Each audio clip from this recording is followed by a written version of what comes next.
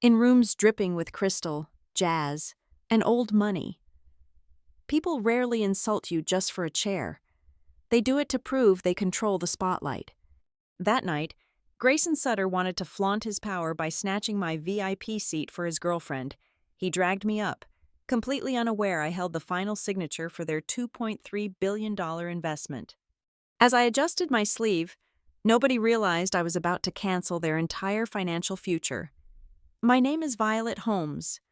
I am 39 years old, and on this particular evening, I was the only person in the room who truly understood the gravity of the air we were breathing.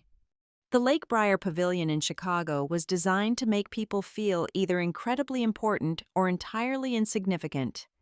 Tonight, it was the battleground for Stratton Vector Systems, an infrastructure technology firm celebrating the closing night of the most massive financial transaction in their corporate history. The room smelled of expensive orchids, vintage champagne, and the desperate sweat of men trying to project an illusion of absolute control. I wore a minimalist charcoal gown, no diamonds dripping from my neck, no luxury brand logos stamped across my clutch, no harried assistant trailing a step behind me. I walked with the steady, unhurried pace of someone who did not need to be noticed. When I reached table 1, the undisputed center of gravity for the gala, I found the heavy, gold-rimmed place card that read V. Holmes. It was positioned flawlessly, the absolute best sightline to the podium. I pulled out the chair and sat down. The shift in the atmosphere was immediate, though subtle to anyone not trained to look for it. The polite, low hum of conversation among the high-level executives and partners faltered for a fraction of a second. Across from me, a senior partner from a secondary law firm adjusted his silk tie and offered a tight, forced smile. To his left, a managing director from a boutique advisory firm let his eyes flick over my unadorned neckline before returning to his scotch. I could hear their unspoken judgments loud and clear. They assumed I was junior counsel, perhaps a senior compliance officer who had been granted a pity invite, or high-level event staff who had misread the seating chart. In their minds, women who looked like me, who dressed with such severe practicality and sat completely alone, did not belong at table 1. We were the background noise. We were the help. I did not offer introductions. I simply picked up my water glass and listened. The men to my right were locked in a fervent discussion about pre-money valuations and convertible debt triggers. The advisory director was loudly explaining the disbursement conditions of the upcoming capital injection, aggressively misinterpreting the liquidity covenants. He spoke with the blind confidence of a man who had only read the executive summary. I took a slow sip of ice water. I knew those covenants. I had drafted the penalty clauses. I understood the mechanics of the mezzanine tranches, the debt service coverage ratios, and the exact legal triggers that could freeze the funds faster than anyone else sitting beneath these crystal chandeliers. They were throwing around buzzwords. I held the actual keys to a kingdom worth billions of dollars. Then, the true royalty of the evening arrived. Grayson Sutter stepped into the light, radiating the unearned arrogance of a chief executive officer's son. Malcolm Sutter, the architect of this entire company, had spent decades building Stratton Vector Systems, but Grayson walked as though he had laid every brick himself. Clinging to his arm was Delaney Price. Delaney was a social media fixture, a lifestyle influencer desperately attempting to pivot from sponsored cosmetic posts to the impenetrable fortress of high society corporate prestige. She wore a dress that sparkled a little too loudly for a financial closing dinner, and a smile that had been practiced in front of a ring light for hours. Grayson guided her toward table 1.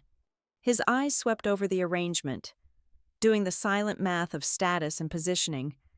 His gaze landed on the chair I was currently occupying, the prime seat, the chair directly facing the stage, perfectly angled for the event photographers, who would soon be documenting the victory speeches. His jaw tightened. He leaned down and whispered something into Delaney's ear. She offered a small, knowing pout, the kind designed to make a man feel fiercely protective of her manufactured fragility. Grayson straightened his jacket, stepped around the back of the table, and stopped directly behind my right shoulder. "Excuse me," Grayson said.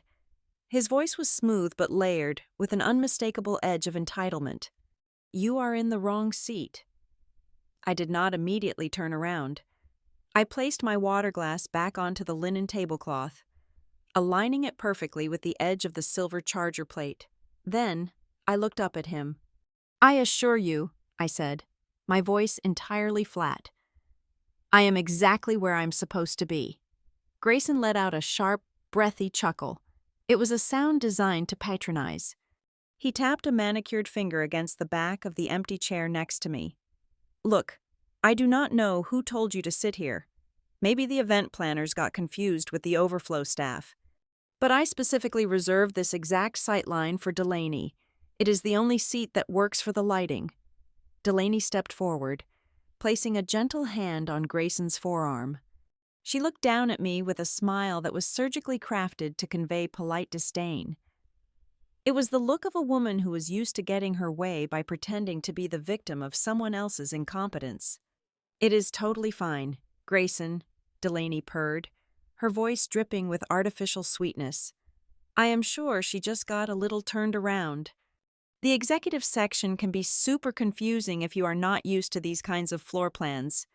She looked back at me, her eyes entirely devoid of warmth. "There is usually a designated area for support staff near the kitchen doors. I'm sure they have a lovely view of the monitors from there." The conversation at our end of the table had completely died. The lawyers, the advisors, and the bankers were now openly watching. This was the blood sport they truly enjoyed, watching someone lesser be put in their place. I looked at the heavy gold-rimmed place card resting inches from my hand. The card reads, "V. Holmes. My name is Violet Holmes. This is my assigned seat." Grayson's face flushed. The polite facade was cracking, revealing the petulant child underneath. He was not used to being told no, especially not in front of an audience, and certainly not by a woman he had already categorized as insignificant. He raised his voice, ensuring that the surrounding tables could hear every word. "Listen to me very carefully," Grayson said, his tone dropping into a threatening register. "I do not care what that piece of cardboard says. I am Grayson Sutter. My father is hosting this entire evening. Someone like you clearly does not understand how these events operate.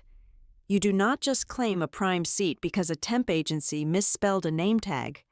Now, you are going to stand up, vacate this chair, and find wherever it is you actually belong before I lose my patience."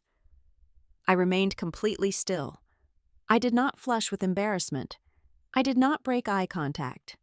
I let the silence stretch, heavy and suffocating, forcing him to sit in the awkwardness of his own public tantrum. The ambient noise of the ballroom seemed to fade away, leaving only the sharp, judgmental stares of the corporate elite bearing down on us. "I will not be moving," I said. My voice did not rise. It did not shake. It cut through the jazz music playing softly in the background with the precision of a scalpel. "If you have an issue with the seating arrangement, I suggest you take it up with the organizers."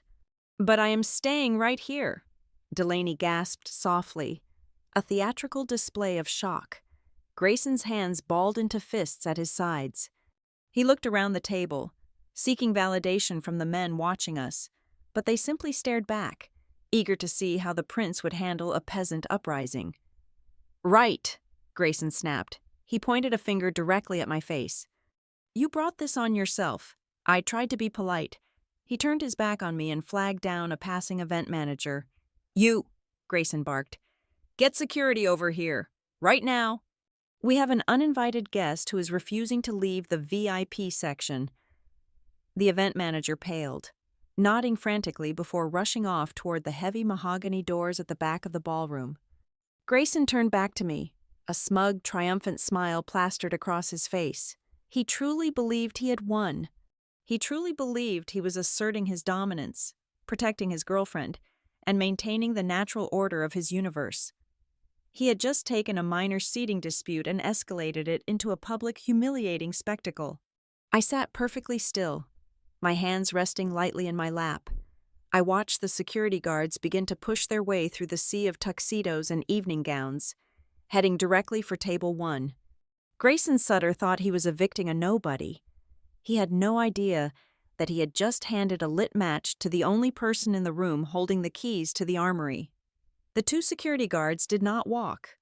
They marched. They wore dark suits with discreet earpieces, their eyes scanning the room before locking onto our table. As they approached, the subtle hierarchy of the room dictated their response before a single word was exchanged. In their eyes, Grayson was the untouchable prince, the flesh and blood of the man whose name was on their paychecks. I was merely a solitary woman causing a disturbance. The calculus was brutal, efficient, and entirely flawed. The taller guard stepped forward, positioning his body between me and the rest of the table. He did not look at my face. He looked at the space just above my shoulder. A classic de-escalation tactic used on unruly guests. "Ma'am," the guard said, his voice a low, manufactured rumble of authority. "I am going to have to ask you to vacate this area. We can discuss any ticketing issues in the lobby." Around us, the polite murmurs of the gala had evaporated. Hundreds of guests were now completely silent, their attention fixed on Table 1.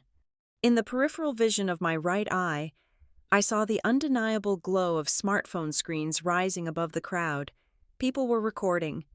The elite of Chicago's financial sector could not resist the primal allure of a public humiliation.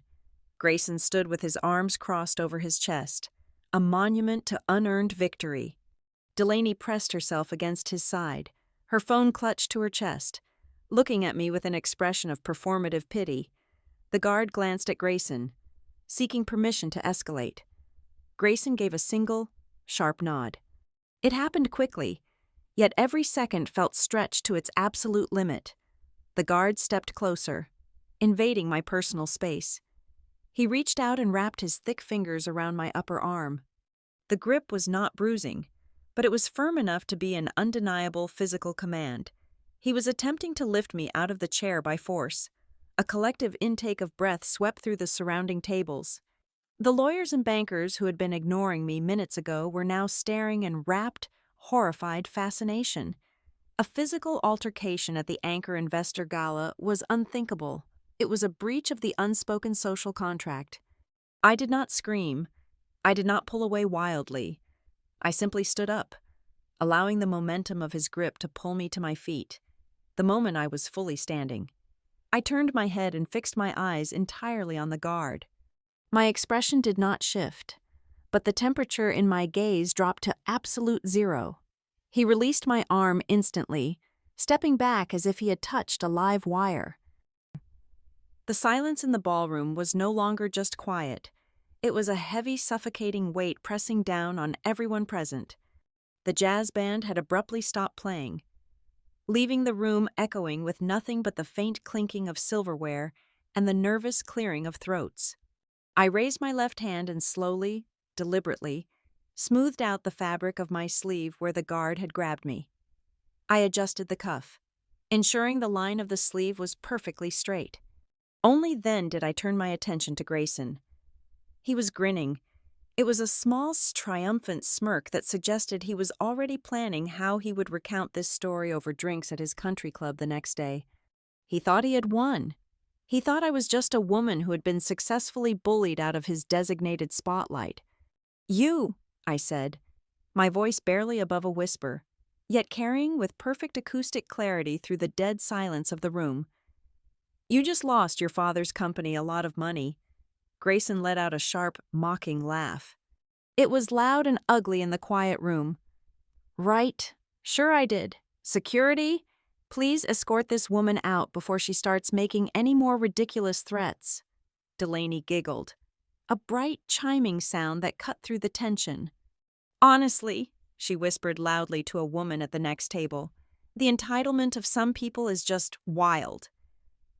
They were so thoroughly insulated by their own arrogance that they did not hear the frantic sound of footsteps sprinting across the marble floor of the foyer. Elise Marr, the formidable general counsel of Stratton Vector, and Nolan Pierce, the director of investor relations, shoved their way through the dense crowd of onlookers. Elise looked as though she had been running. Her immaculate updo was slightly frayed, and her chest heaved beneath her silk blazer. Nolan was entirely pale, his eyes wide and panicked behind his wire-rimmed glasses. The event staff had clearly radioed them about a disturbance at Table 1, and they had come to sweep the mess under the rug. Nolan arrived at the table first, breathing heavily. He looked at Grayson, then at the security guards, and finally, his gaze dropped to the empty chair and the heavy, gold-rimmed place card resting on the tablecloth. He read the letters. I watched the blood drain entirely from Nolan Pierce's face. He looked up at me, his eyes wide with a terror so profound it bordered on comical. His mouth opened and closed twice before he could force a sound past his vocal cords. "Oh my God," Nolan choked out. His voice was a thin, reedy squeak. "Oh my God. Miss Holmes, Violet." Elise Marr stepped up beside him, her sharp eyes scanning the scene. She saw the guards. She saw Grayson's smug expression. She saw me standing away from the table, straightening my sleeve. The realization hit her like a physical blow. She actually swayed on her feet, grabbing the back of a chair to steady herself. "Nolan," Grayson said, his tone dripping with condescension. "Tell your security team to finish taking out the trash. We have a dinner to start." Nolan did not look at Grayson. He was trembling. He turned to the entire VIP section, his voice suddenly loud, desperate, and entirely out of control. "Stand down," Nolan screamed at the guards. "Back away from her right now." The guards froze, confused by the sudden reversal of authority. Grayson frowned, his smirk finally faltering. "Nolan, what are you doing?" "She was in Delaney's seat. That is her seat," Nolan shouted, his voice cracking.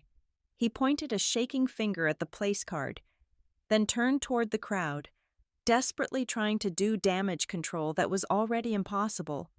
"Everyone, please, this is a massive misunderstanding. Please allow me to introduce Violet Holmes." Nolan paused, swallowing hard. The words he had to say next were going to destroy the atmosphere of the entire evening. "Violet Holmes is the managing director of closing integrity at Blackridge Meridian Capital," Nolan announced, his voice echoing off the high, vaulted ceilings. "She is the sole signatory authority holding the final approval for our $2.3 billion anchor investment." The words hit the room like a shockwave. The sheer magnitude of the numbers seemed to physically push the onlookers backward. The mood in the room changed instantly. The soft glow of the smartphones that had been recording the scene suddenly vanished as dozens of people hurriedly lowered their devices, terrified of being caught filming the most powerful person in the room being assaulted by event security. The bankers and lawyers who had been sneering at me minutes ago were now staring at Grayson with expressions of pure, unadulterated horror. They were looking at him not as a prince, but as a walking liability. They were looking at him the way one looks at a car crash that is actively bursting into flames. The air was thick with the sudden, metallic scent of absolute panic. Grayson's face went entirely slack.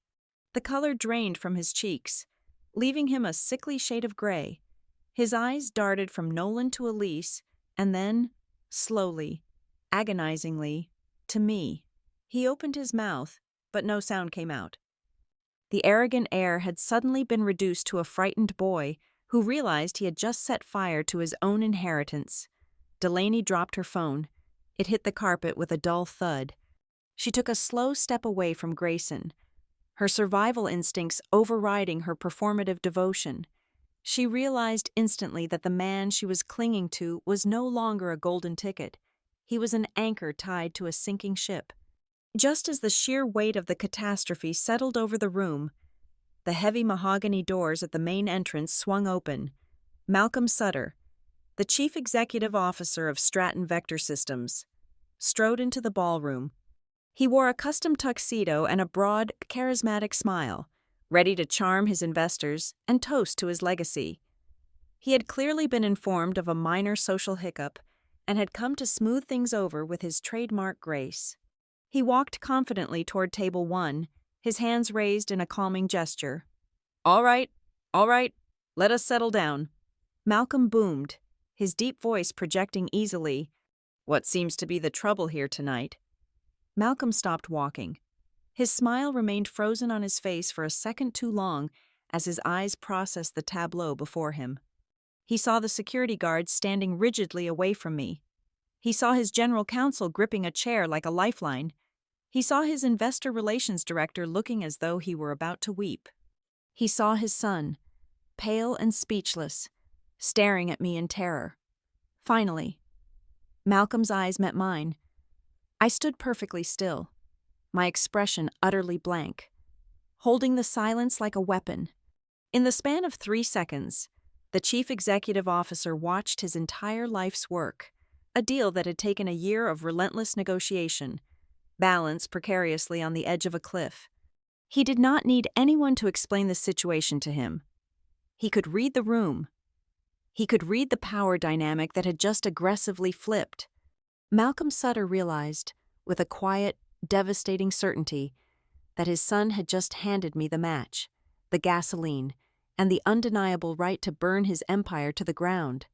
Malcolm Sutter did not survive 3 decades in infrastructure technology by freezing under pressure. Within 30 seconds of grasping the catastrophe unfolding on the ballroom floor, he had mobilized a discreet extraction. He did not raise his voice or show a fraction of the panic radiating from his son. He simply extended a hand, his gesture demanding compliance, and guided our small group away from the staring crowd. We bypassed the main corridor and slipped into a soundproof private reception suite tucked behind the main stage. The heavy oak door clicked shut, instantly severing the jazz music, the clinking glass, and the frantic whispers of 500 elite guests. Inside, the air conditioning was sharp enough to bite. The room was staged with dark leather armchairs, thick velvet drapes, and crystal decanters resting on polished mahogany. It was a space specifically designed for backroom handshakes and quiet capitulations. Elise Marr and Nolan Pierce followed us in, their faces tight with anxiety. A moment later, the door cracked open again to admit Owen Pike. As the chief financial officer of Stratton Vector, Owen possessed the permanent, bone-deep exhaustion of a man who spent his entire life mitigating other people's risks. He looked at Malcolm, then at me, immediately sensing the radioactive drop in the room's temperature. "Miss Holmes," Malcolm began. His voice was a rich, measured baritone dripping with manufactured, authoritative warmth. "I cannot express how profoundly sorry I am for this ridiculous disruption. My son acted with inexcusable immaturity. I assure you, it was a seating mix-up that escalated out of pure foolishness. Please, sit down. Let me get you a glass of water, or perhaps some champagne, and we can reset this entire evening." I did not sit down. I did not accept the drink he gestured toward. I bypassed the emotional pleasantries entirely. Instead, I looked directly at Elise Marr. "Is the ballroom feed currently live?" I asked. The question hung in the air, cold and entirely devoid of the emotional response Malcolm had been bracing for. I was not looking for a groveling apology or a stroke to my ego. I was establishing the exact perimeter of the legal and financial damage. Malcolm blinked, his host persona faltering as he realized I was not playing his game. He glanced at his general counsel. Elise stepped forward, her legal instincts overriding her shock. "The internal cameras are rolling for archival purposes," she said cautiously, choosing her words with extreme care. "That is not what I asked," I replied, my voice perfectly level. "Is the feed currently broadcasting to the syndicate, the mezzanine lenders in New York, the sovereign wealth representatives logging in from Singapore, who are waiting for the closing announcements?" "Owen." Pike's shoulders dropped a fraction of an inch. He closed his eyes, already doing the math. "Yes," Elise admitted, the remaining color draining from her cheeks. "A live feed is going out to the remote partners and our advisory groups." I unclasped the minimalist leather portfolio I had carried with me all evening. I did not need to search for the page. I knew the document by heart. I pulled out a single sheet of paper and laid it flat on the glass coffee table between us. tapping my index finger against a specific paragraph. Section 7, Article 4 of our Master Agreement, I said, my tone as clinical as a surgeon reading a chart. Blackridge Meridian Capital reserves the absolute right to halt all capital disbursement immediately if any executive, board member, or representative affiliated with the leadership team engages in conduct that poses a material reputational risk during the final closing period.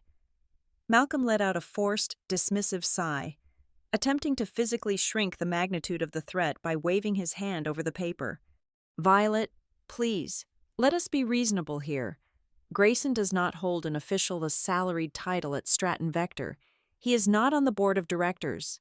He is an overly eager young man who made a catastrophic social blunder because he wanted to impress a girl. He is not a designated representative of this corporation. Do not insult my intelligence, Malcolm, I countered seamlessly. For the past 8 months, you have paraded Grayson through roadshows in London, Boston, and San Francisco. You sat him at the table during the Series C structuring meetings.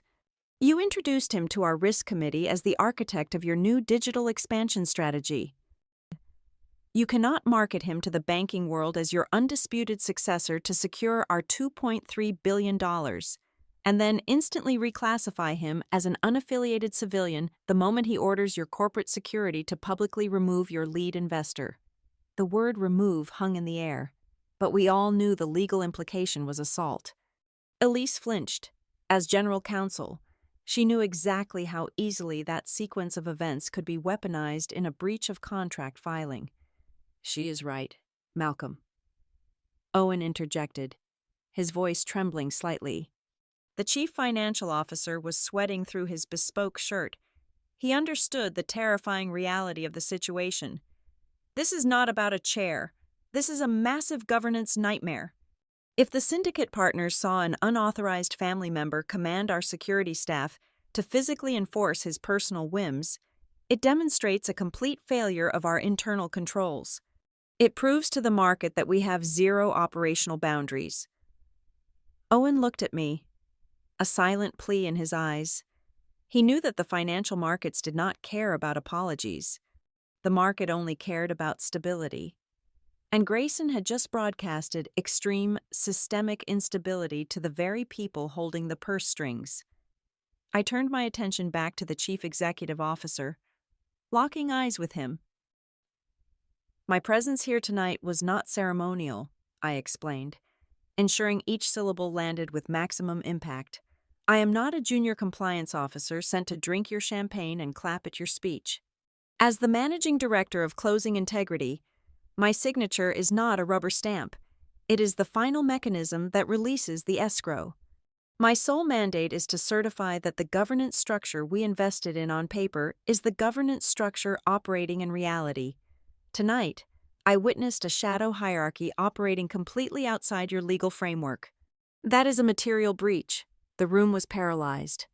They had spent millions of dollars on legal fees, compliance audits, and pristine financial modeling over the last 12 months, only to be undone by the unchecked arrogance of the founder's son in less than 5 minutes. The ice in the crystal bucket shifted, a sharp crack that made Nolan jump as if a gun had gone off. Malcolm's face seemed to age 10 years in the span of 60 seconds. The swagger was entirely gone. The billionaire visionary had been replaced by a man staring down the barrel of absolute corporate ruin. He pressed his hands flat against the glass table, leaning forward in a gesture of pure, unadulterated desperation. "Give me until tomorrow morning," Malcolm pleaded. The smooth baritone was gone, replaced by a raw, gravelly whisper. "Do not trigger the red flag tonight. Let me handle this internally. I will strip him of all access. I will issue whatever legal addendum your risk team requires. Just give me 12 hours to fix my house before you burn it down." I looked at the 4 executives trapped in this luxurious, soundproof vault. They were waiting for me to show anger, or mercy, or a desire for personal vengeance. They wanted me to negotiate terms. They did not understand that I was entirely removed from the emotional equation. The board had made their move, and I was simply reading the board. I picked up my document from the glass table and tucked it cleanly back into my portfolio. I am not giving you an ultimatum, Malcolm, I said, walking toward the heavy oak door. I am simply doing my job. I walked out of the Lake Briar Pavilion and into the biting chill of the Chicago night. The valet brought my car around within 3 minutes. Sensing the absolute finality in my posture, I did not look back at the grand glass doors of the venue. The moment I was seated inside the quiet, soundproof cabin of my vehicle, I engaged the encrypted line on my phone and dialed New York. It was nearly midnight on the East Coast, but Damian Crowe answered on the second ring. Damian was the managing partner at Blackridge Meridian Capital, who had originated the Stratton Vector deal. He lived and breathed in a state of perpetual risk assessment. Tell me the closing dinner was a triumph, and we are wiring the funds at 9 o'clock tomorrow morning, Damian said, his voice carrying the distinct gravel of a man who had already reviewed 4 separate term sheets since dinner. We are halting the disbursement, I replied, my voice entirely flat. Malcolm Sutter's son just used corporate security to physically attempt my removal from the lead investor table in front of the entire syndication network. I laid out the sequence of events with surgical precision. I did not mention how the security guard's grip felt or how Grayson had sneered at me. I stripped the narrative of all emotional resonance, delivering only the actionable data. The timeline, the witnesses, the exact words spoken, and the undeniable presence of the live camera feed broadcasting to our partners. Damian did not express outrage on my behalf. In the stratosphere of high finance, personal insults were irrelevant. The only currency that mattered was leverage. Did they touch you on camera? Damian asked. It was the only question that mattered. Yes. Physical contact was initiated by their staff under the direct instruction of an unappointed family member, I confirmed. And it was witnessed by at least 200 people, including representatives from our co-investment funds. I could hear the rhythmic tapping of Damian's pen against his mahogany desk. He was already running the calculus. Does it cleanly trigger the reputational risk clause? It is a textbook execution of Section 7, Article 4, I stated, but Damian, an unhinged heir throwing a tantrum is a symptom, not the disease. If the son has the functional authority to commandeer the general counsel and the investor relations director in public, the governance structure we underwrote is a fiction. We need to open the vault tonight. Do it, Damian ordered without hesitation. Get the risk team online. Pull the lawyers out of bed. I want every single piece of paper turned inside out by dawn. Within 45 minutes, my hotel suite had transformed into a digital war room. My laptop screen was fractured into a dozen secure video grids connecting Blackridge's top analysts, forensic accountants, and legal counsel. The initial outrage of the seating incident was instantly discarded, replaced by the cold, methodical hum of corporate archaeology. We were hunting for the cracks in the foundation. At 2 o'clock in the morning, a junior risk analyst named Julian broke the silence on the conference bridge. He had been digging through the supplementary marketing disclosures, an often overlooked appendix in the data room. I think I found the leak, Julian said, his voice tight with adrenaline. I am pushing a document to your screens now. It is from the strategic communications budget submitted by Stratton Vector 3 months ago. They requested a late-stage allocation of $1.5 million for an undisclosed lifestyle partner activation. I opened the file. On the surface, it looked like standard corporate bloat, a modern infrastructure company attempting to humanize its brand through social channels. But as I read the target metrics, the air in my hotel room seemed to turn to ice. The proposal did not name the partner. However, the required demographic reach heavily favored women between the ages of 18 and 34. The specified platform engagement rates matched a very specific tier of online celebrity. Even more damning, the brand aesthetic guidelines detailed in the document heavily emphasized luxury travel, wellness routines, and high-end fashion integration. Cross-reference the follower count requirements and the engagement ratios listed in that proposal with Delaney Price's public metrics, I instructed. My eyes locked on the screen. 5 minutes later, Julian came back. It is a 100% match. The engagement numbers, the exact demographic split, even the geographic concentration. They built a $1.5 million corporate marketing budget custom tailored to fit Grayson Sutter's girlfriend. The entire narrative of the evening suddenly shifted. Delaney Price was not just an entitled girlfriend who wanted a better angle for a photograph. She was a hidden liability. The Sutter family was actively attempting to siphon venture capital funds into a vanity project to elevate her social status, bypassing the board of directors by burying the expenditure under a vague strategic communications header. Grayson had not been defending his girlfriend's honor at the gala. He had been aggressively guarding his incoming corporate asset. This was no longer a story about a lack of manners. This was a story about misappropriation of funds and a catastrophic failure of fiduciary duty. "Expand the search parameters immediately," I ordered, the adrenaline sharpening my focus into a weapon. If they hit $1.5 million in the marketing budget, they are hiding more. Pull the flight logs for the corporate Gulfstream over the past 12 months. I want a cross-analysis of every passenger manifest against Grayson Sutter and Delaney Price's social media location tags. Pull the entertainment expenses, the vendor contracts for the marketing department, and the corporate credit card statements for the entire executive suite. The team descended on the data like wolves. At 3:15 in the morning, the legal team flagged a series of heavily redacted emails between the chief executive officer's office and the external public relations firm. At 4:30, we found a shell vendor contract that seemed suspiciously aligned with Delaney's personal management agency. Every stone we overturned revealed a deeper layer of rot. The arrogant display at Table 1 had merely been the loose thread. Now, we were unraveling the entire sweater. The sun began to rise over Lake Michigan, painting the sky in bruised shades of purple and gray. My coffee was cold, and my eyes burned from staring at the monitors. But the puzzle was finally complete. We had the evidence. We had the motive. We had the undeniable proof that Stratton Vector Systems was not a meritocracy. It was a piggy bank for the founder's lineage. Damien joined the video bridge at 6 o'clock sharp. He did not ask for a summary. He just looked at my face. "We are not canceling the deal yet," I told him, closing the final spreadsheet. "If we kill it now, Malcolm will spin the narrative. He will tell the board and the press that Blackridge pulled out because of an interpersonal conflict. He will paint us as emotional and unprofessional. We cannot give him the cover of a simple misunderstanding."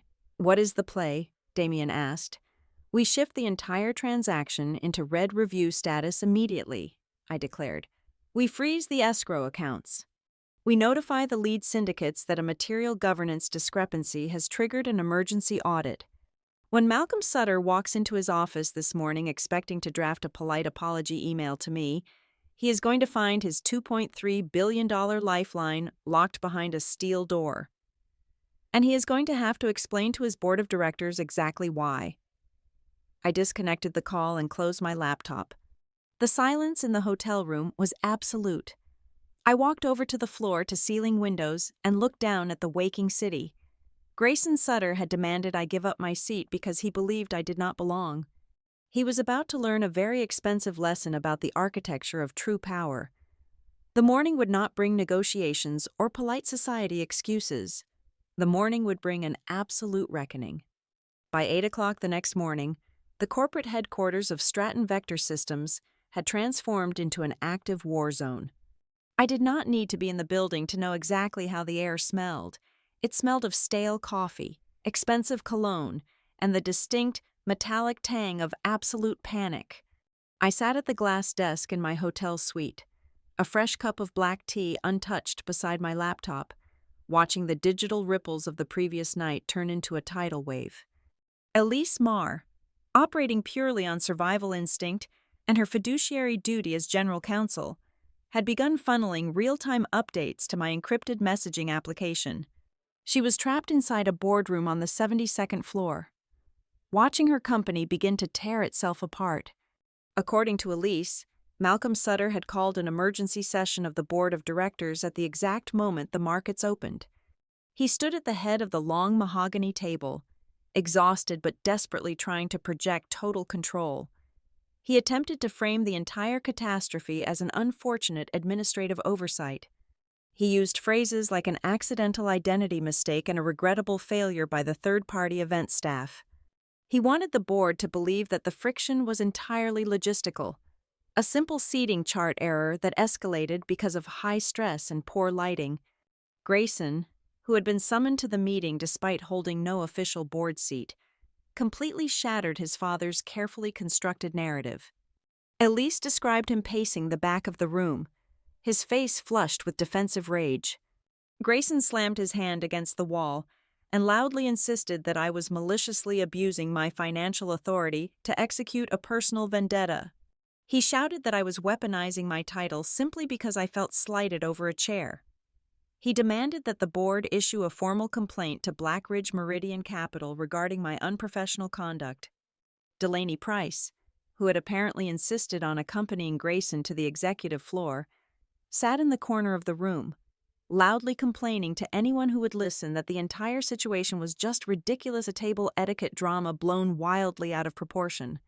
She treated the jeopardy of a multi-billion-dollar transaction as if it were a minor social media controversy. Elise did not let them control the room. She stood up, cutting through the Sutter family's delusions with the cold blade of legal reality. She informed the board that the issue was not a chair, nor was it my ego. The issue, she stated with brutal clarity, was that Grayson Sutter had publicly exercised executive authority he did not legally possess. He had commanded the corporate security force to physically assault the most critical financial representative in their company's history. Elise looked directly at Malcolm and told him that his son had handed our legal department a loaded weapon and begged us to pull the trigger. While the board ripped itself apart behind closed doors, the containment breach I had anticipated finally occurred. At 9:15, my phone began to vibrate with an unrelenting rhythm. The incident was no longer confined to the Lake Briar Pavilion. Video clips, recorded on the smartphones of the elite guests, had leaked.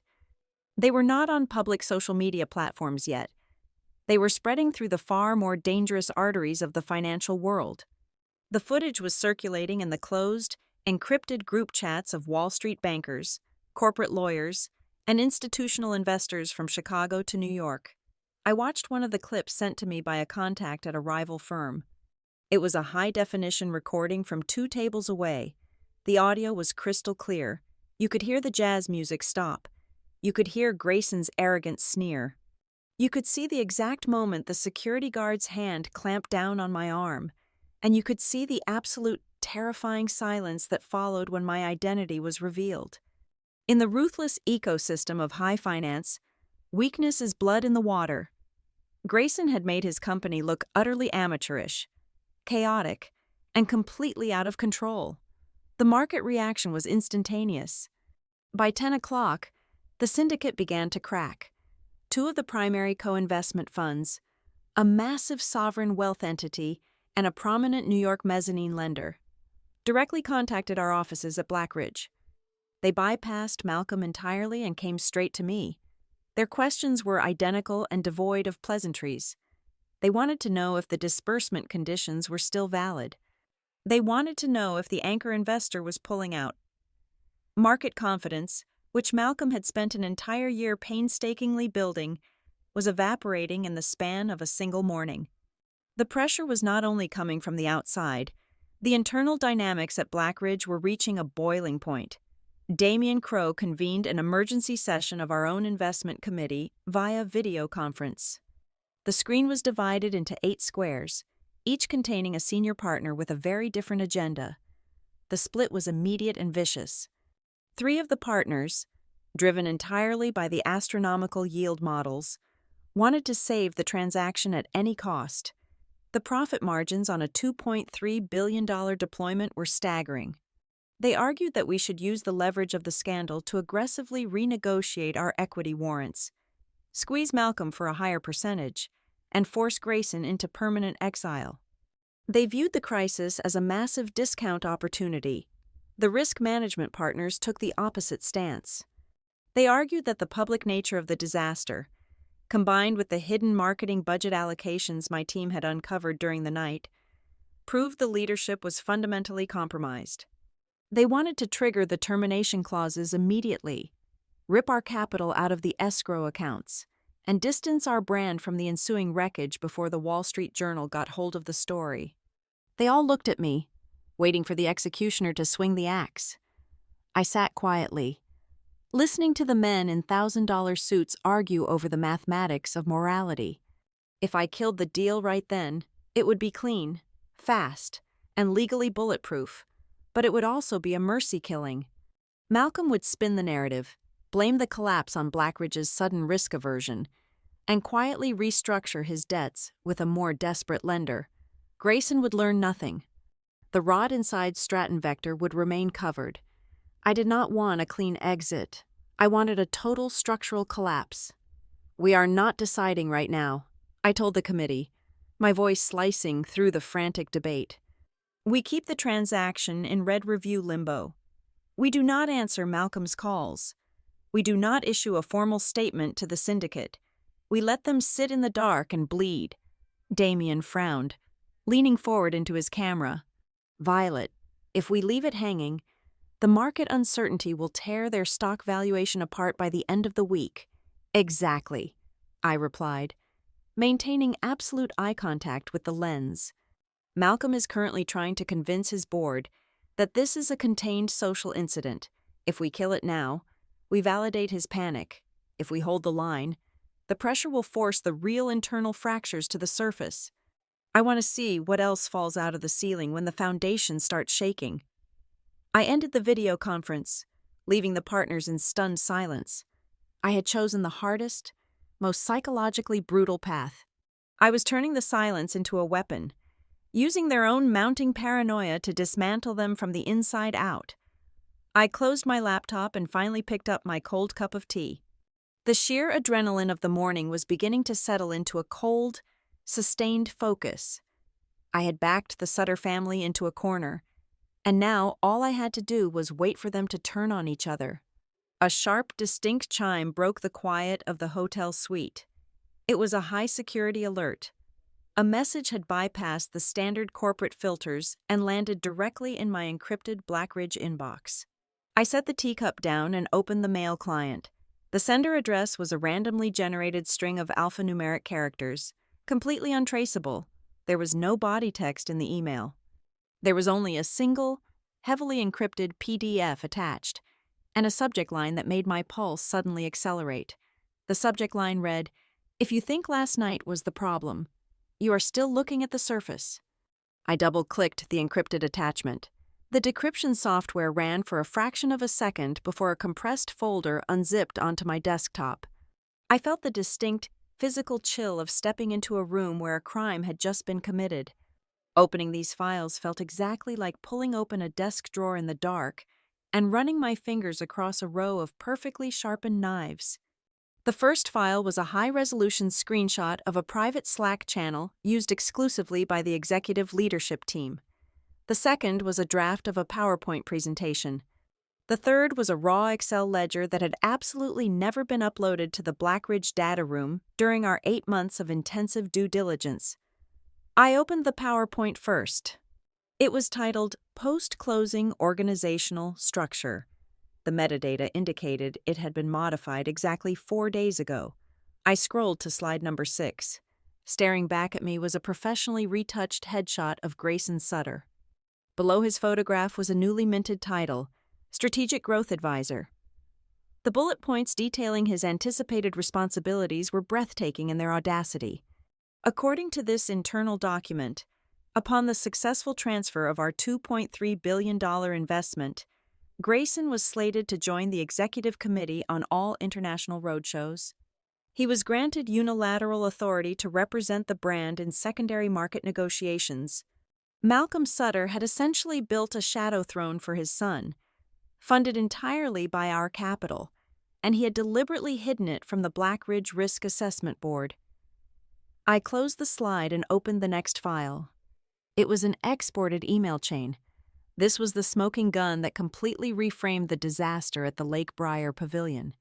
Up until this exact moment, The prevailing narrative was that Grayson had acted impulsively, throwing his weight around in a spontaneous fit of arrogance to impress Delaney Price.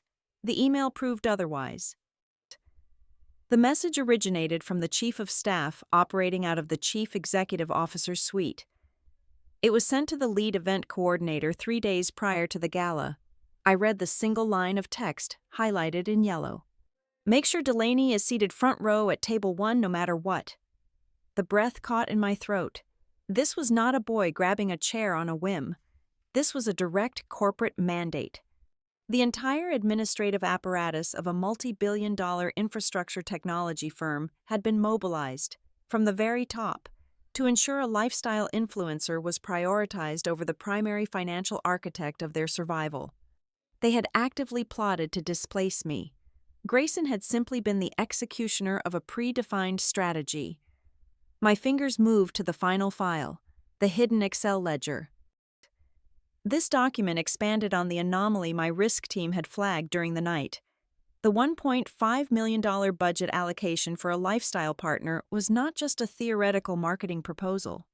The ledger tracked the preliminary disbursement of funds. They had already begun routing retainer fees to a shell management agency under the guise of market expansion, lifestyle activation. It was a textbook-related party transaction, completely undisclosed and deliberately disguised as operational overhead. They were funneling corporate capital into Delaney's brand to artificially inflate her standing, and by extension, elevate Grayson's profile. I did not route this discovery through my legal team. I did not schedule a formal video conference. I picked up my phone, dialed the direct, unlisted cell phone number of Chief Financial Officer Owen Pike, and hit the merge button to pull Malcolm Sutter's private line into the call. Owen answered on the second ring, his breathing shallow and rapid. Malcolm connected a moment later, his voice tight with defensive exhaustion. "Violet," Malcolm began, trying to summon the ghost of his usual authority, "I am currently managing a highly volatile board situation. If this can wait until the afternoon..." "I am looking at a slide deck modified 4 days ago that appoints your son as a strategic growth advisor with external syndication authority," I interrupted, my voice perfectly level and devoid of any human warmth. "I am also looking at an email from your Chief of Staff ordering the event team to place Delaney Price at table 1. And finally, Owen, I am looking at a shadow ledger detailing an undisclosed related party transaction disguised as a market expansion activation." The silence on the line was absolute. It was the heavy, suffocating silence of men who have just stepped off a ledge and are waiting to hit the ground. Owen Pike broke first. The Chief Financial Officer sounded as though he were physically choking. "Miss Holmes, I can explain the ledger," Owen stammered, the words tumbling over each other in a desperate panic. "Those were aggregate projections. I only review high-level category expenditures. I did not personally approve the line item vendors for the marketing department. I assumed the compliance team had vetted the external agencies." "Do not insult me, Owen," I replied, my tone dropping to a lethal whisper. "The metadata on the file shows your unique security credentials modified the spreadsheet 2 weeks ago. You knew exactly where the money was going. You signed off on a structure designed to defraud your own investors. That is a severe accusation, Violet," Malcolm snapped, his panic finally converting into raw anger. "You are looking at unapproved drafts." The slide deck regarding Grayson was a theoretical human resources exercise. It was never presented to the compensation committee. And the email from my office was simply an overzealous assistant misinterpreting a request for standard hospitality. "You are stringing together disjointed fragments to build a conspiracy." "I am looking at the architecture of a dynasty built on hidden liabilities," I countered, cutting through his excuses with surgical precision. "Grayson's behavior last night was not an anomaly. It was the natural byproduct of your operating system. You run this company like a private fiefdom. Malcolm, you used corporate funds to finance your son's social life, and you lied to my face about his role in the hierarchy." I could hear the faint sound of Malcolm gripping his phone, the plastic creaking under the pressure of his fingers. He knew he was trapped. The corporate noir he had been playing in the shadows had suddenly been dragged under harsh fluorescent lights. "What do you want?" Malcolm asked. The fight had drained out of his voice, leaving only the hollow echo of a cornered man. "I want a special session with your entire board of directors," I stated. "I also require the presence of your outside legal counsel and the lead partners from the syndication group. I want everyone in the same room by tomorrow morning. Violet, if you call the outside counsel and the syndicates into a special session, the market will assume we are filing for bankruptcy or facing an indictment," Malcolm pleaded, his voice breaking. "It will trigger a massive sell-off. Please, we can restructure the marketing budget. I will personally guarantee Grayson is barred from the premises." "It is too late for negotiations." "Malcolm," I said, "I am officially locking the initial capital transfer window. The funds will not be released. The escrow accounts are now completely frozen pending a full forensic audit of your executive communications." "You cannot do that," Owen yelled, his professional composure shattering completely. "We have debt maturity obligations due in exactly 14 days. If you lock the transfer window, we will default on our existing loans. We will miss payroll. You will plunge us into insolvency. Then I suggest you spend the next 24 hours finding a very good explanation for your board," I said. I disconnected the call without another word. The digital clock on my laptop shifted to the next minute. The abstract tension of the gala had evaporated. The real countdown had officially begun, and I had just set the timer. The counteroffensive did not begin in a courtroom. It began in the gutter of financial media. Malcolm Sutter, realizing that legal threats would only accelerate his destruction, pivoted to the only strategy left to a desperate man character assassination. By Tuesday afternoon, a high-priced crisis management firm operating out of Washington had quietly deployed a coordinated smear campaign across industry blogs and secondary financial news outlets. I sat in my makeshift command center at the hotel, watching the narrative shift in real time. The planted articles were remarkably consistent. They did not deny the altercation at the gala, but they masterfully reframed my role. According to the strategic leaks, I was not a senior financial architect holding the keys to the transaction. I was painted as an overzealous administrative clerk, a procedural box checker who had suffered a minor slight and was now throwing a bureaucratic tantrum. They leaked a photograph. It was taken 18 months prior during a preliminary due diligence tour of a Stratton Vector manufacturing facility in Ohio. In the image, I was wearing a bulky yellow hard hat, a reflective safety vest, and a massive plastic visitor badge dangling awkwardly around my neck. The caption on the most prominent blog read, "Event staff confusion understandable, given the demeanor of the Black Ridge compliance auditor. They were trying to build a retroactive justification for Grayson's arrogance." They wanted the market to believe that anyone would have mistaken me for a shift supervisor who had wandered into the wrong dining room. Damien called me just after lunch, his voice vibrating with anger. He offered to have our internal public relations team issue a scorched earth statement detailing my exact authority and the nature of the suspended funds. "We do not respond to gossip," I told him, keeping my eyes fixed on the forensic spreadsheet scrolling across my monitor. "If we issue a statement, we acknowledge their premise, we legitimize the distraction. The only answers we provide will be written into binding legal resolutions. Let them play in the mud. I am staying in the archives." My refusal to engage publicly seemed to embolden them. The whispers grew louder. The PR firm started planting seeds that Black Ridge was simply suffering from buyer's remorse and using a fabricated social scandal as an excuse to back out of a binding term sheet. It was a dangerous, multi-directional pressure campaign designed to make me break protocol and react emotionally. I did not blink. I simply dug deeper into their operational history. Then, the true fracture within the company finally manifested. At exactly 4 o'clock in the afternoon, my encrypted secure messaging line flashed with an incoming call from an unlisted number.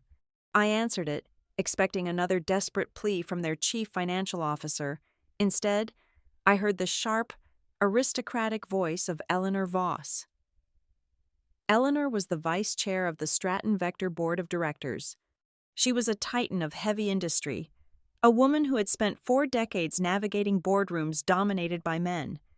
She did not suffer fools, and she certainly did not participate in corporate cover-ups. "Miss Holmes," Eleanor said. Her tone was completely devoid of the frantic panic that had characterized Malcolm's voice. She sounded like a surgeon preparing to amputate a gangrenous limb. "I am calling you outside of the official corporate communication channels. I assume this line is completely secure." "It is," I confirmed, leaning back in my chair. "What can I do for you?" "Eleanor, you can stop looking at Malcolm as a victim of his son's foolishness," she replied coldly. "I spent the last 24 hours ripping apart the executive suite after your little display of power." Malcolm swore to the board that the slide deck you found regarding Grayson's new advisory position was a rogue draft.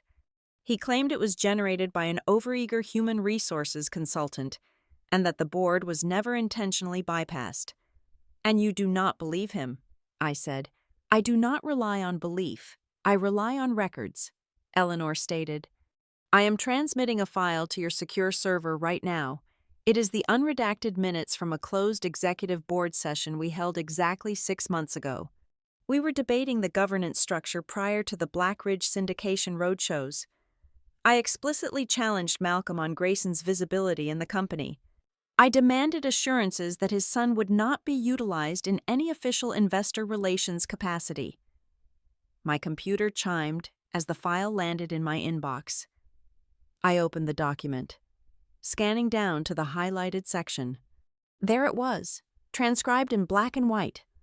Malcolm Sutter, on the official corporate record, stating unequivocally that Grayson Sutter would hold zero operational authority and would not participate in any post-closing executive functions. "He lied to the board," I said, the gravity of the document settling over the room. "He committed intentional misrepresentation," Eleanor corrected sharply. "He looked me in the eye and guaranteed a clean governance structure, while simultaneously utilizing corporate funds to build a parallel marketing apparatus to elevate his son and that ridiculous influencer girlfriend. He used our credibility to secure your $2.3 billion, and he planned to spring Grayson on us the moment the ink was dry." This changed everything. We were no longer dealing with a debate over corporate etiquette or a simple misuse of a marketing budget. This was a deliberate, documented deception at the highest level of fiduciary responsibility. It was a terminal offense. Malcolm had not just lied to his investors, he had defrauded his own directors. "There is something else you need to know, Violet," Eleanor continued, her voice dropping lower, carrying a sudden, heavy exhaustion. "I know why he is fighting so dirty in the press. I know why he is panicking over the frozen escrow accounts. It is not just about the digital expansion strategy." I stopped reading the board minutes. "What did you find?" "Stratton Vector has a logistics subsidiary operating out of Detroit," Eleanor explained. "It handles our Midwestern supply chain. I just forced the chief financial officer to open their books. They have a massive balloon debt payment maturing in exactly 19 days. It is a catastrophic liability that Malcolm managed to keep off the primary consolidated balance sheet during your due diligence phase by routing it through a complex series of holding companies. The pieces clicked into place with terrifying clarity. He needs the anchor funds to plug the hole. I realized he is not using the capital for growth. He is using it to stave off an immediate default. If we miss that payment in 19 days, the cross-default provisions will trigger across our entire corporate debt structure," Eleanor said. "The company will be functionally insolvent within a month. Malcolm knows this. That is why he is trying to paint you as an emotional liability in the press. He is trying to force Black Ridge to release the funds just to quiet the noise before the Detroit subsidiary goes under." The line went silent as the true scope of the disaster fully materialized. This was the ultimate moral trap. If I maintained the freeze on the capital and formally triggered the breach of contract clause, Malcolm Sutter would be destroyed, Grayson would be humiliated, The arrogant empire would crumble. But the collateral damage would be astronomical. The Detroit logistics subsidiary employed over 4,000 blue-collar workers, drivers, warehouse operators, and dispatchers who had never set foot in the Lake Briar Pavilion. If I killed the deal, those 4,000 people would lose their livelihoods just weeks before the holidays. They would pay the price for the absolute arrogance of a chief executive officer they had never even met. But if I signed the release authorization, if I allowed the $2.3 billion to flow into their accounts, I would be legally endorsing a fraudulent regime. I would be authorizing the deployment of institutional capital into a company run by a liar who used corporate funds to finance his family's vanity. I would be saving the workers, but I would be destroying the absolute integrity of my own firm and my entire professional life. You have the board minutes. Violet, Eleanor said softly, breaking the long silence. You have the proof of misrepresentation. The board is fractured. Half of them want to fire Malcolm tonight. The other half are terrified of the impending default. I'm stepping back. The board cannot save this company. Only you can decide what happens next. She terminated the connection. I sat in the silent hotel room, the screen illuminating my face in the fading evening light. The PR mercenaries were still out there, trying to convince the world that I was a petty, vindictive clerk upset over a dinner seat. They had no idea that I was currently holding the financial lives of thousands of innocent people in one hand, and the heavy, unforgiving sword of absolute corporate justice in the other. The choice was no longer about teaching a spoiled heir a lesson. The game had evolved into a nightmare of pure ethical survival. Every single option required someone to bleed. I closed my eyes, taking a long, slow breath, knowing that by tomorrow morning, I would have to choose who was going to take the blade. The phone call came late on Friday evening. The caller identification displayed Malcolm Sutter's private cellular number. For the past 48 hours, he had deployed a small army of crisis managers to destroy my professional credibility in the financial press. He had weaponized an old photograph and fed a narrative to the market that portrayed me as an unstable, vindictive bureaucrat. Now, with his Detroit logistics subsidiary exactly 19 days away from a catastrophic debt default, the smear campaign had apparently reached the limits of its utility. He was out of ammunition, and he was out of time. I let the phone ring 4 times before I finally answered. "Violet," Malcolm said. The booming, charismatic baritone that usually commanded boardrooms was completely gone.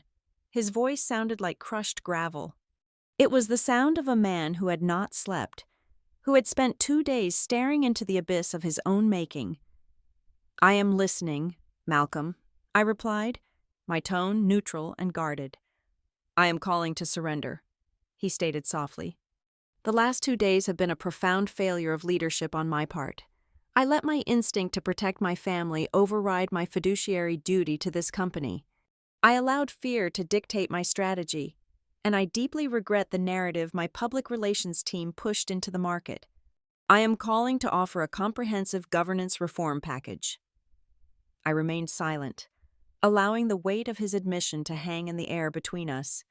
In the brutal world of corporate restructuring, a verbal surrender was meaningless without blood on the table. Malcolm knew this. He immediately began to lay out the terms of his capitulation. "First," Malcolm continued, his breath slightly uneven, "Grayson will be formally and permanently removed from all corporate activities, both internal and external. He will not hold an advisory title. He will not attend roadshows. He will be barred from the executive floors. Second, the $1.5 million marketing activation contract associated with Delaney Price is terminated effective immediately. The ledger will be audited, and the initial retainer fees will be clawed back into the general operating fund." He paused, waiting for a reaction. I gave him nothing. "And finally," Malcolm said, his voice dropping to a heavy whisper, "I will issue a full, unreserved public apology to you, personally, and to Blackridge Meridian Capital. I will state on the record that my son acted with inexcusable arrogance and that your response was entirely justified and professional. I will take the humiliation, I just need you to unlock the escrow accounts. We need the $2.3 billion to clear the debt maturity in Detroit. Please, Violet, let us fix this. I ended the call and sat in the quiet dimness of my hotel room. The city lights of Chicago reflected off the glass desk, casting long shadows across my scattered forensic spreadsheets. For the first time since the incident at the Lake Briar Pavilion, I felt the heavy, impenetrable armor of my professional detachment begin to waver. I did not need a personal victory. I had no desire to see Grayson Sutter publicly flogged in the town square. Nor did I need a billionaire to grovel for my forgiveness. My only mandate was to secure a structurally sound investment vehicle for my firm. If Malcolm was truly willing to publicly amputate his own legacy and burn his son's corporate future to save the company, the entire mathematical equation shifted. I engaged my encrypted line and dialed Damian Crowe in New York. I relayed the terms of Malcolm's reform package. Damian, a man who viewed every crisis as a lever for better pricing, saw the immediate pragmatic value. "We do not kill the deal," Damian decided, his voice vibrating with the thrill of a massive strategic advantage. "We accept the public apology. We delay the initial disbursement by 30 days to enforce the compliance changes.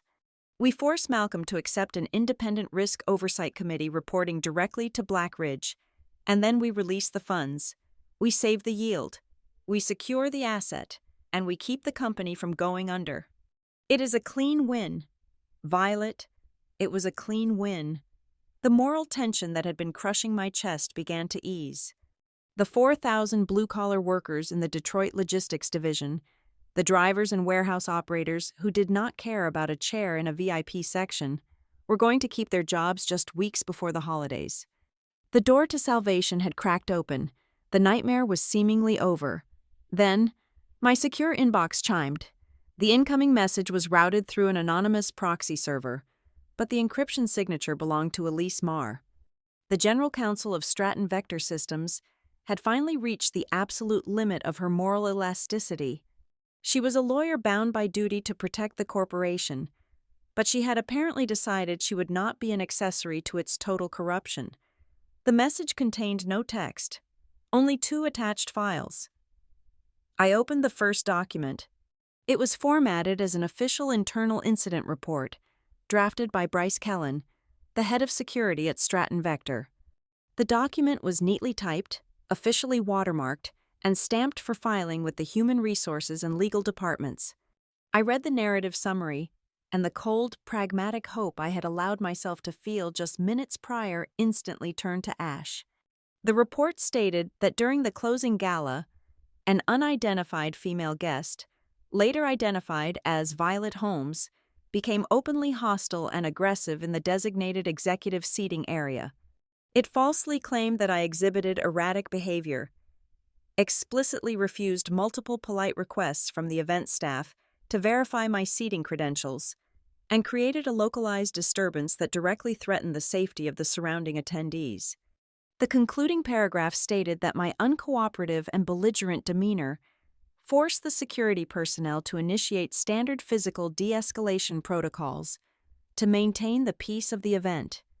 I stared at the screen, my heart hammering a slow, heavy rhythm against my ribs. They were not just trying to cover up an embarrassment, they were actively constructing a fraudulent paper trail to legally invalidate my reaction. If Blackridge attempted to trigger the reputational risk clause, Malcolm would produce this highly official, entirely fabricated document to the syndication partners and the courts. He would use it to claim that I was the initial aggressor, thereby manufacturing a legal defense to sue my firm for breach of contract. I opened the second file. Elise had attached the raw digital server logs and the original unaltered draft of the security report.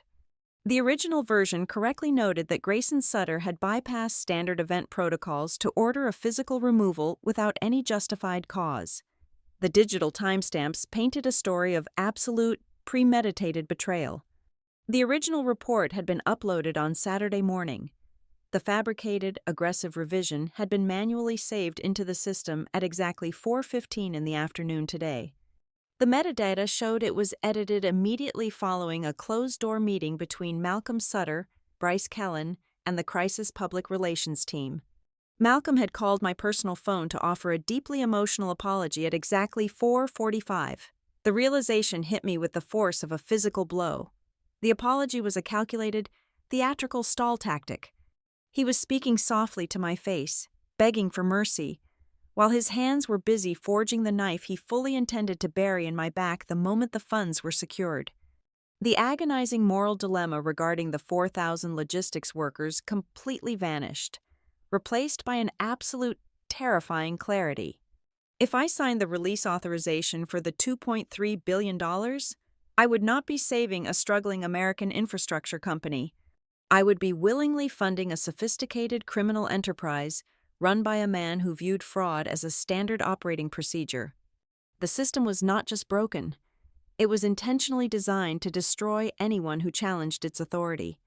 The public relations leaks, the hidden marketing budgets, the lies to the board of directors, and now, the outright falsification of security evidence.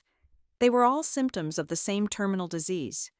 I picked up my phone and composed a brief, formal email to Malcolm Sutter's executive assistant, copying Eleanor Voss and the entire board of directors. I confirmed that I would attend the emergency board session scheduled for Monday morning in person. I did not mention the fake security report. I did not mention Elise Marr. I accepted the invitation with the polite, measured tone of a financial partner ready to finalize a resolution. I closed my laptop and stood up, looking out over the dark expanse of Lake Michigan. The emotional weight was gone, replaced by a cold, sharpened steel in my spine. I knew exactly what I was going to do. I just needed to sit at their mahogany table one last time. I needed to look Malcolm Sutter in the eye and listen to him lie to me one more time before I tore his entire world apart. The boardroom on the top floor of the Stratton Vector building was encased entirely in glass, offering a dizzying, unobstructed view of the Chicago River below. On this Monday morning, the water looked like a slab of cold iron. The room itself was designed to intimidate, featuring a massive, polished walnut table that seemed to stretch into the horizon. Every single seat was occupied. The entire board of directors, the external legal counsel, the lead partners from the banking syndicates, my team from Blackridge, and the representatives from the co-investment funds were present. The air was so dense with impending consequence that it felt difficult to pull into my lungs. Malcolm Sutter sat at the head of the table. He looked hollowed out, the charismatic facade completely stripped away, leaving only the desperate exhaustion of a man who knew the executioner had arrived. Grayson sat rigidly to his right, his jaw locked, radiating a toxic mixture of fear and defiance. Delaney Price, somehow still clinging to the delusion that she was a vital piece of this corporate machinery, sat slightly behind him, her arms crossed defensively. I sat directly opposite Malcolm at the far end of the table. I did not open the session with a display of personal outrage. I did not demand an apology. When the room finally settled into a heavy, suffocating silence, I simply stood up and opened my leather portfolio.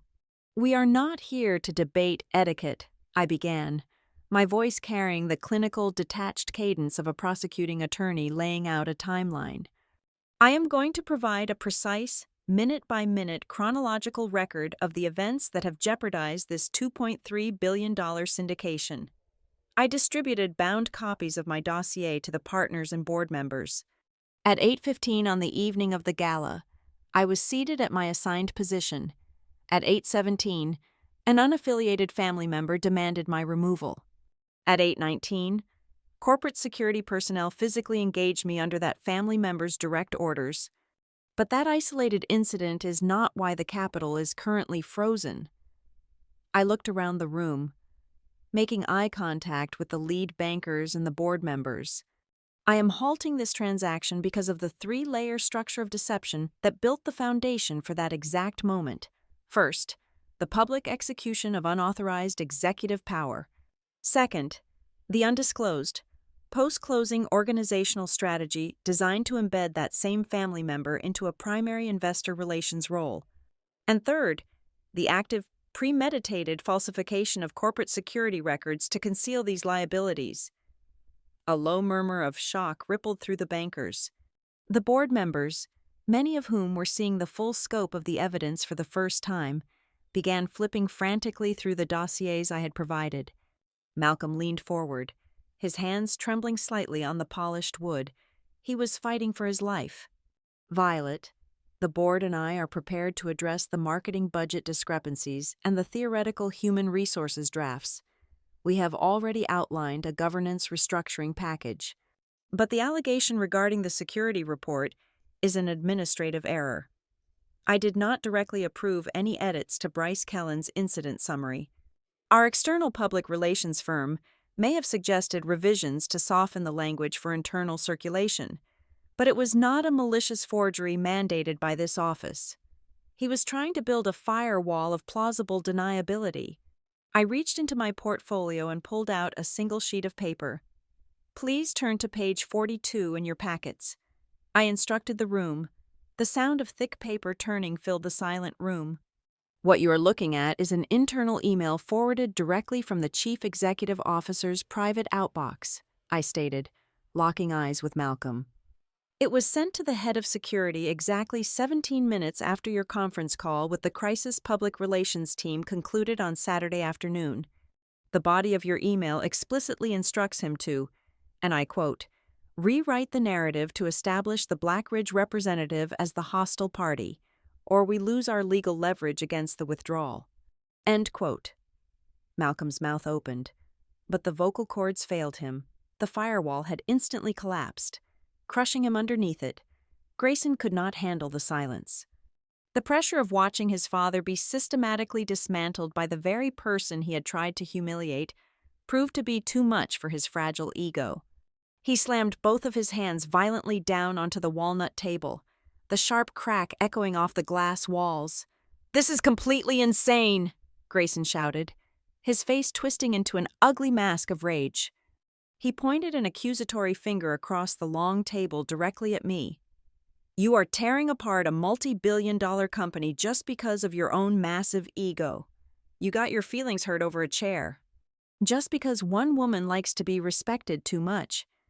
Everyone in this room goes crazy and acts like we committed treason. This is a personal vendetta, plain and simple." The entire boardroom froze. The bankers stared at him in unblinking horror. The external lawyers flinched visibly. In less than 30 seconds, Grayson had completely bypassed any legal defense and loudly confirmed the exact nature of the toxic culture I was prosecuting. He had just told a room full of institutional investors that holding them accountable to the law was simply a hysterical overreaction. Delaney, sensing the catastrophic shift in the room and desperate to rescue the man who funded her lifestyle, immediately jumped into the fray. She stood up, her voice shrill and indignant. "You are all acting like total hypocrites," Delaney cried out, glaring at the board of directors. "You sit here judging Grayson, but you all knew about the strategy. You pretend this is some massive secret, but your own marketing department literally sent me the brand sponsorship proposal deck 3 weeks ago. They promised me the front row seat, because I was the face of the new expansion. You cannot turn around and blame us for executing the exact plan you paid for." A collective gasp was audibly drawn by the legal team. Delaney Price had just driven the final nail into the coffin. In her attempt to defend Grayson, she had accidentally confessed to receiving advanced, unapproved corporate materials, proving that the undisclosed related party transaction was not just a draft, it was an active, executed promise made by the company prior to the closing date. Eleanor Voss, the vice chair of the board, slowly stood up. She did not look at Grayson's.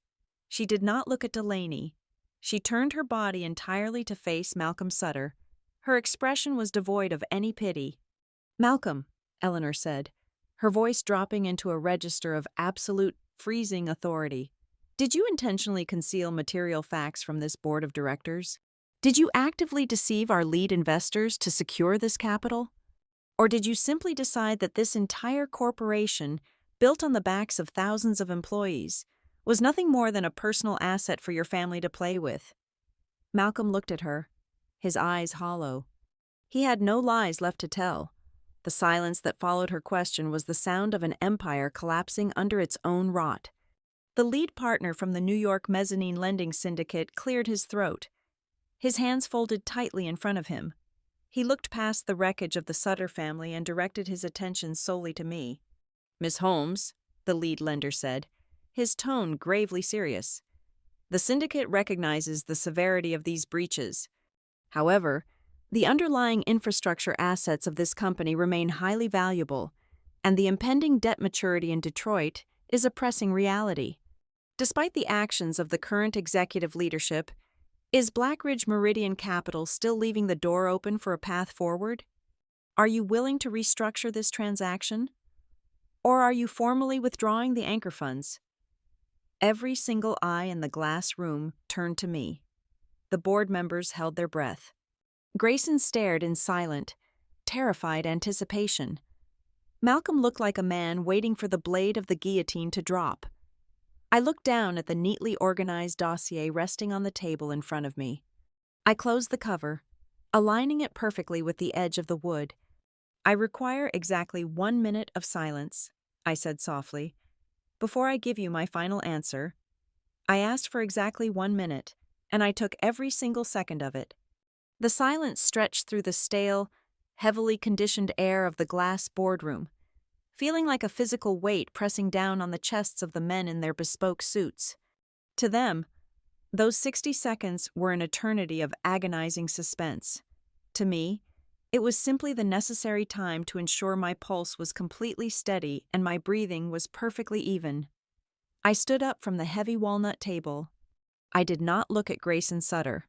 I did not spare a single glance at Delaney Price, who was now gripping the armrests of her chair with white knuckles. I directed my gaze entirely to Eleanor Voss and the remaining members of the board of directors. "I want to make one thing absolutely clear before I deliver my decision," I stated, projecting my voice so it reached every corner of the room. "I am not killing this syndication over a chair. A chair is a piece of furniture. A bruised ego is a personal problem, and I do not make decisions worth billions of dollars based on personal feelings. I am terminating this transaction because that single chair inadvertently kicked open the door to a systemic, meticulously engineered labyrinth of corporate fraud." I looked down at the closed leather portfolio resting beneath my hands, then back up to the board. Over the past 48 hours, my risk assessment team has unearthed 3 undeniable realities about Stratton Vector Systems. I continued, my voice carrying the clinical, detached cadence of a prosecuting attorney delivering a final verdict. Number 1. A pervasive culture of toxic nepotism has completely infiltrated your executive operations, granting unchecked authority to individuals with zero fiduciary duty. Number 2. Your leadership team actively executed and deliberately concealed related party transactions to funnel corporate treasury funds into a vanity marketing project designed solely to elevate a family member. And number 3, when confronted with the fallout of their own arrogance, your executive office engaged in the premeditated falsification of official security records to manipulate institutional investors and manufacture legal leverage. I turned my attention to the lead partner from the New York mezzanine lending syndicate, who had asked if there was any path forward to save the thousands of logistics workers in Detroit. "You asked me if Blackridge Meridian Capital is willing to restructure this deal," I said, my expression devoid of any false sympathy. "The answer is no. You cannot restructure a foundation built entirely on lies. If we inject capital into this ecosystem today, we become legally complicit in the fraud of yesterday. We would not be saving an infrastructure company. We would simply be financing a criminal cover-up." I placed both of my hands flat on the polished wood, anchoring myself as I delivered the final blow. "Therefore, in my capacity as the managing director of Closing Integrity, I am officially executing our right to withdraw the entire $2.3 billion anchor commitment. This decision is effective immediately. The escrow accounts will be permanently locked and subsequently dissolved by the end of the business day." I shifted my gaze to encompass the bankers and co-investment representatives lining the sides of the room. "Furthermore, Based on the material misrepresentations presented and proven in this room today, it is my formal recommendation to the CO investment funds and the lending syndicates that you immediately suspend all associated capital disbursements and initiate your own independent fraud investigations. The reaction was not a chaotic explosion of shouting or anger. It was a terrifying, synchronized implosion of corporate wealth. The lead partner from the New York bank did not argue. He did not ask for a recess. He simply closed his thick leather binder, stood up from his chair, and looked at Malcolm Sutter with an expression of absolute, unadulterated disgust. "On behalf of the mezzanine syndicate, our credit verification is officially frozen," the banker announced coldly. "We are pulling our term sheets effective immediately." A representative from the massive sovereign wealth fund seated at the far end of the table instantly mirrored the action. "Our participation was strictly contingent on the anchor capital. We are formally withdrawing from the capitalization table." The dominoes were falling rapidly. The massive, complex financing structure that Malcolm Sutter had spent an entire year painstakingly building across 3 continents collapsed into dust in less than 90 seconds. Without the anchor money, the secondary loans defaulted. Without the secondary loans, the entire corporate balance sheet turned toxic, triggering the impending collapse of the Detroit logistics subsidiary and sealing the fate of the entire empire. Malcolm slumped backward into his chair. He looked as though the oxygen had been forcibly extracted from his lungs. His skin turned the color of old parchment. He opened his mouth, perhaps to beg one last time, but Eleanor Voss cut him off before he could utter a single syllable. "Malcolm," Eleanor commanded, her voice ringing out like a judge delivering an irrevocable sentence. "You are hereby suspended from your duties as Chief Executive Officer, effective this exact second. You are to surrender your building access protocols, your corporate credentials, and your encrypted devices to the legal department before you leave this floor." She turned her fierce glare toward Grayson, who was sitting paralyzed in his seat, the arrogant smirk permanently erased from his face, replaced by the hollow stare of a man watching his entire inheritance burn to the ground. "And you?" Eleanor spat, the contempt dripping from her words like acid. "You are stripped of every fabricated title, every marketing budget, and every ounce of access you thought you possessed. Corporate security will escort you both out of the building immediately. Elise, I want an independent external investigation opened into the executive branch by noon today." Within hours, the corporate bloodbath was complete. Delaney Price, realizing that the fountain of corporate wealth had abruptly run dry and the prestigious brand deals were dead, quietly stood up, walked out of the glass boardroom, and completely vanished from the public eye. She deleted her social media accounts before the sun even set, recognizing that an association with the Sutter family was no longer a golden ticket to high society, but a radioactive brand killer. Grayson Sutter became an instant cautionary tale. In the closed, ruthless circles of high finance, he was transformed into a universal laughingstock. The leaked videos from the Lake Briar Pavilion Gala stopped being just a piece of gossip. They became a mandatory case study for every major investment bank on Wall Street. He became the textbook definition of how unearned arrogance and a desperate need for validation could detonate a multi-billion-dollar balance sheet faster than any market competitor ever could. I did not stay to watch them pack their cardboard boxes. I walked out of the Stratton Vector headquarters and stepped into the crisp, biting wind of the Chicago morning. I hailed a black car and headed directly back to the Black Ridge Meridian Capital Regional Office. There was no champagne waiting for me in the executive suite. There was no celebratory applause from the risk assessment team. In this echelon of the financial world, you do not celebrate avoiding a catastrophic disaster. You simply survive it and move on to the next exposure. I walked into my temporary office, hung my wool coat on the back of the heavy wooden door, and sat down at my desk. I pulled the massive, doomed Stratton Vector file, placed it squarely into the secure shredding bin, and opened the next preliminary due diligence folder. Decisions involving billions of dollars must always be executed with a cold, mechanical head, never a hot, vengeful heart. It is the ultimate, uncompromising truth of the corporate ecosystem. In business, people usually think that money is the sole factor that dictates who gets to sit at the VIP table. But in reality, the only currency that truly decides your place in the room is respect. Because when the final hour strikes, the person who is aggressively deemed not to belong at that table is often the exact same person who holds the absolute power to pick up the entire table and throw it completely out of the room.